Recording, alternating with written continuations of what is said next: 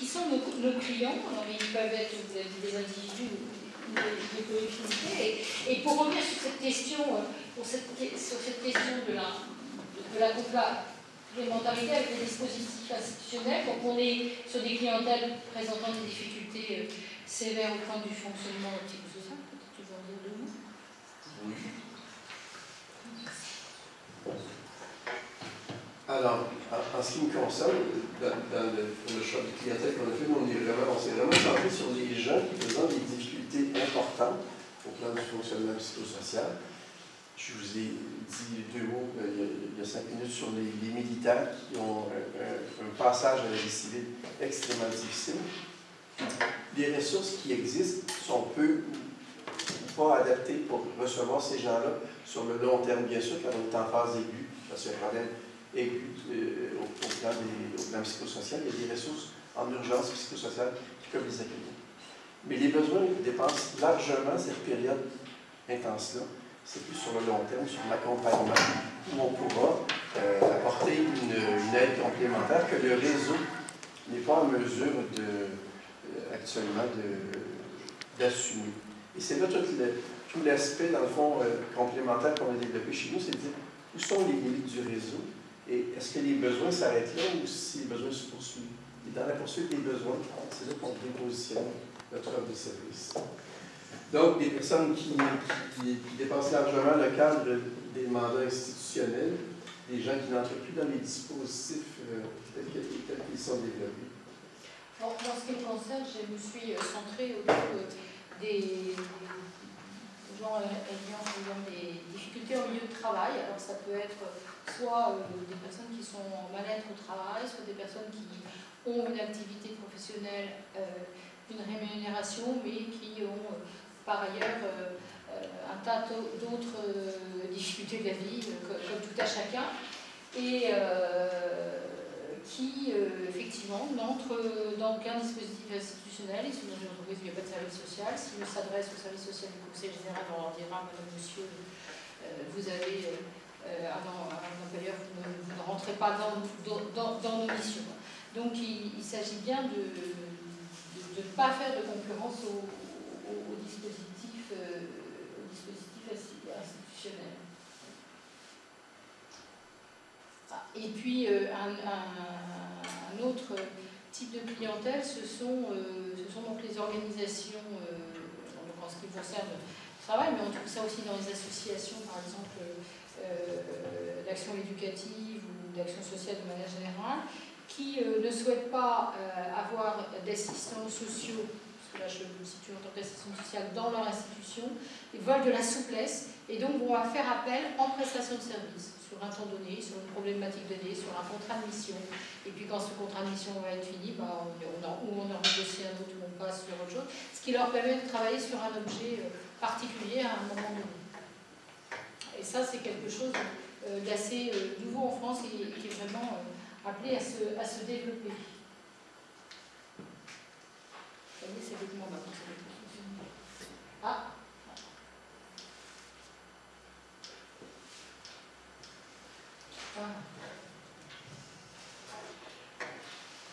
Alors, qui sommes-nous? Eh bien, des travailleurs sociaux diplômés avec des parcours spécifiques et complémentaires le plus souvent. Ceci dit, ce n'est pas forcément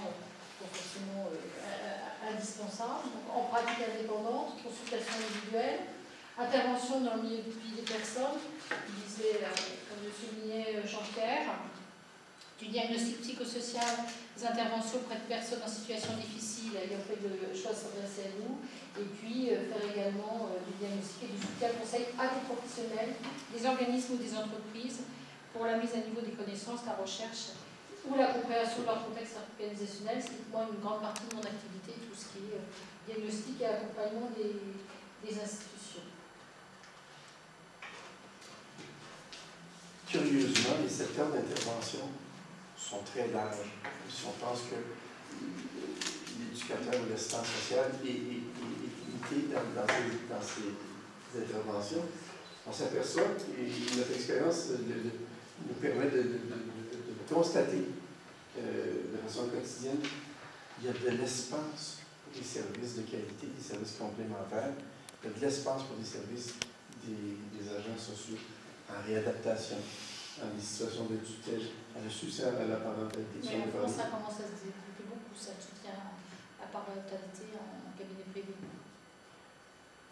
Les enquêtes sociales, ça c'est assez ancien, mais jusqu'à une quinzaine d'années, les enquêtes sociales étaient pas forcément. Donc, quand je parle des enquêtes sociales, là je parle des enquêtes sociales notamment dans le cas de séparation de couple, elles étaient rarement confiées à des travailleurs sociaux, plutôt en général des anciens militaires, des anciens policiers, des anciens gendarmes, etc. Donc aujourd'hui, ça revient à un travail social parce qu'il y a besoin d'une expertise.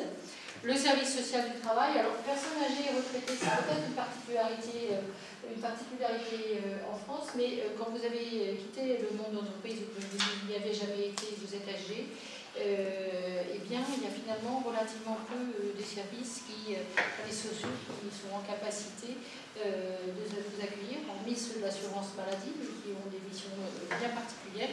Et du coup, il y a un certain nombre de personnes qui vont s'adresser à des assistants sociaux privés, parce qu'ils ont un certain nombre ils ont besoin d'un accompagnement et ils ne le trouvent pas dans les institutions. Le soutien budgétaire aussi, qui se développe beaucoup, notamment avec des conseillers en économie sociale familiale, et on commence justement à avoir les prémices d'installation en privé sur ces thématiques-là, et puis les questions de la souffrance au travail, je vous en ai dit quelques mots, puisque c'est le cœur de mon activité.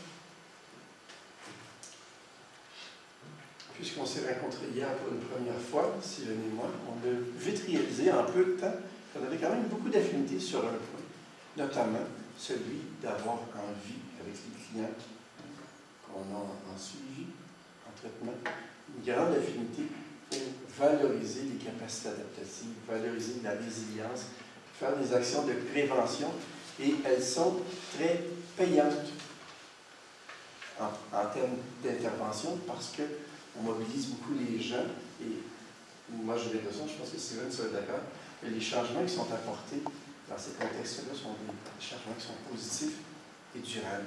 Des interventions qui visent à favoriser l'autodétermination des gens, à les habiliter, à se faire à nouveau confiance, à prendre en main la résolution de leurs difficultés. Tout ça, ça fait en sorte que, sur le long terme, ça devient une action rentable qui permet de voir que l'intervenant de pratique privée est une valeur ajoutée à certains égards pour complémenter les services qui sont existants. Donc, dans les types d'intervention en individuel, beaucoup d'interventions sur l'autodétermination, sur le développement de saines habitudes de vie, parce que, en ce qui concerne mes activités, on est à domicile, on va chez les gens dans leur environnement. Donc, il est facile pour nous d'avoir un impact sur cette dimension-là. Rehausser des personnel, l'accompagnement pour l'élaboration d'un projet de vie signifiant, vous voyez des choses que, certainement, qui font du sens pour vous et qui, appliquées dans un contexte de suivi, de proximité, nous permettent d'aller chercher des gains importants au plan du parcours individuel des personnes. Ok, une notion qui est importante dans la manière dont on travaille, c'est la question, finalement on en a relativement parlé, c'est la question du temps. C'est-à-dire que le temps qu'on se donne avec l'usager, c'est le temps qu'on a posé avec lui, ce n'est pas le temps de l'institution. Et ça, c'est ça qui est différent.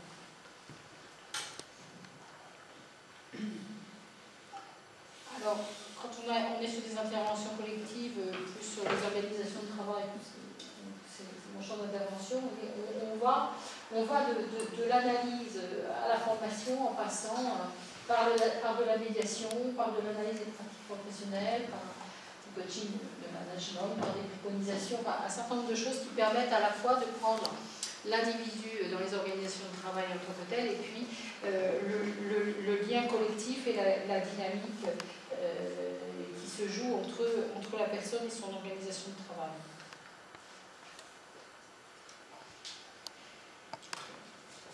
Une particularité du rôle je dirais, associé à une posture de consultance externe dans les cas, en complémentarité d'un établissement, d'une mesure de soutien, c'est la concertation donc, avec les partenaires des autres milieux, de sorte qu'on puisse partager ensemble des responsabilités et amener notre service comme un élément additionnel et qui est somme toute, en interface avec l'ensemble des ressources. Je pense que Sylvain, dans ta pratique aussi, c'est un élément important pour stimuler seul on fait rien.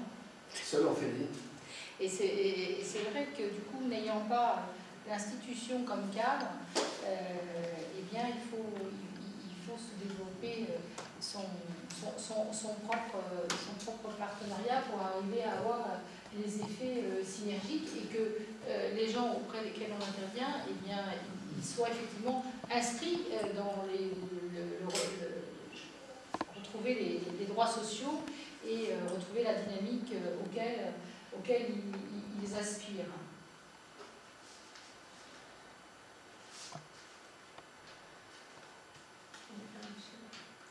Ah, voilà. Du coup, ça a très bien marché. Voilà, c'est bon. Alors, pour ne pas rester seul, parce qu'on a beaucoup dit qu'on était seul, eh bien, il faut se donner des outils et des supports. Donc, être en permanence en formation continue. Alors, séminaire, congrès, formation, tout ce que vous voudrez bien. Avoir, si possible, s'inscrire dans des groupes de supervision cliniques pour pouvoir réfléchir avec d'autres et penser sa pratique. Le réseau partenaire, non pas y revenir. Je vais parler de professionnels. Alors, parce que je pense bien que ce soit chez nous ou en France ou éventuellement ici en Suisse, quand des pratiques en indépendant vont émerger, probablement que les premiers projets qui seront développés sont des projets individuels et le risque associé à une pratique individuelle, c'est d'être isolé, d'être coupé des autres pour le retour sur sa pratique. Et puisqu'on n'est pas ébéniste, on ne fait pas des meubles, et quand on a raté son coup, on le met au feu, puis on chauffe un peu avec ça, puis on en refait un autre, puis on est engagé dans une dynamique de relation d'aide et qu'on ne peut pas rater, si je peux dire, des clients. C'est important cette notion-là. Alors, il faut s'assurer que, comme intervenant, j'ai quelque part un endroit pour partager le travail que je fais, recevoir une aide appropriée lorsque j'en ai besoin, et surtout, si ça devient pour moi mon gagne-pain, que je ne sois pas absorbé par le gain financier, par ma sécurité financière, qui fasse en sorte que je ne fasse plus de façon compétente mon travail et simplement avoir le plus de dossiers possible, voir le plus de monde possible pour m'assurer des revenus, que je perde mes repères professionnels, parce que c'est ce que je veux être. Moi, je ne veux pas être un businessman, je veux continuer à être un psychoéducateur. Je le fais dans un cadre de pratique libérale, mais mon premier projet professionnel, c'est d'aider des gens qui sont en difficulté. Voilà, donc il faut penser à ces mesures-là, donc s'assurer qu'on ne va pas perdre nos repères professionnels.